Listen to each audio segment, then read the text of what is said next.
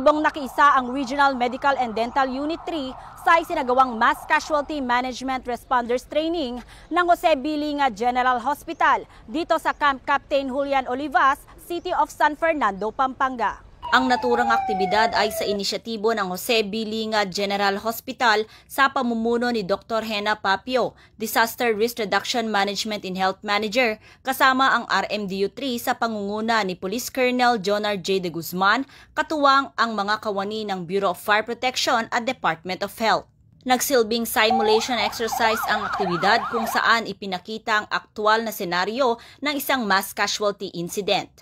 Malinaw na naipakita ng mga kapulisan at iba pang katuwang na ahensya ang mga tamang hakbang mula sa pagtanggap ng tawag, mabilis na pagresponde hanggang sa pagbibigay ng agarang lunas sa mga biktima ng aksidente. Kami po sa Jose Bilinga Memorial General Hospital nag-initiate po ng isang training ng Mass Casualty Management Responders Training. Siyempre ito rin po yung sa mga lahat po ng mga responders natin ay prepared kung ano mang sakuna ang mangyayari. Whether any disasters, nagkakaroon po tayo ng mga mass casualty.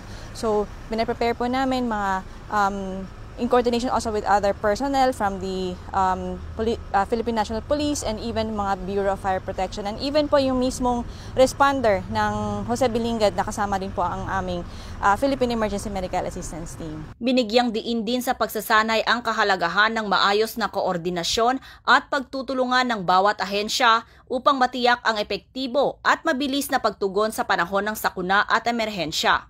Kami din po ay nagpapasalamat na rin po sa mga lahat na kino-ordinate namin ng mga agencies, the PNP, the DOH, the BFP po, and also our hospital, the JBL MGH po. Layunin ng pagsasanay na palakasin ang kahandaan at kakayahan ng mga responders sa pagtugon sa mga sitwasyong may kinalaman sa malawakang insidente upang masiguro ang kaligtasan at mabilis na pagresponde sa oras ng pangangailangan.